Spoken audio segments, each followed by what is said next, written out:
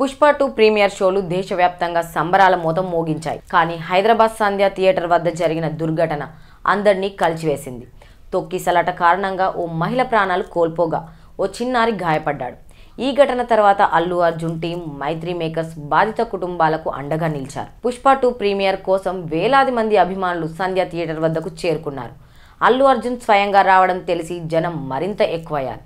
రద్దీ అదుపు తప్పడంతో పోలీస్ లాఠీచార్జ్ చేశారు. ఈ తొక్కిసలాటలో ఓ కుటుంబం తీవ్రంగా నష్టపోయింది. ఓ మహిళ చనిపోగా ఒక బాలుడు తీవ్రంగా గాయపడ్డాడు. ఈ ఘటనపై అల్లు అర్జున్ టీం తక్షణమే స్పందించింది. బన్నీవాస్ బాధిత కుటుంబాన్ని పరామర్శించి వారి యోగక్షేమాలను తెలుసుకున్నారు. గాయపడిన బాలుడి ట్రీట్మెంట్ను పర్యవేక్షించడానికి ప్రత్యేక టీంను ఏర్పాటు చేశారు. ప్రతి చర్యను సోషల్ మీడియాలో చూపించడం అవసరం లేదు, సహాయం చేసేందుకు కట్టుబడి ఉన్నాం అని బన్నీవాస్ తెలిపారు. ఈ సంఘటన మాకు చాలా బాధ కలిగించింది. పిల్లాడి చికిత్స బాధ్యత మేమే తీసుకుంటాం అని వారు హామీ ఇచ్చారు. బాధిత కుటుంబానికి అన్ని రకాల సహాయం అందిస్తామని చెప్పారు.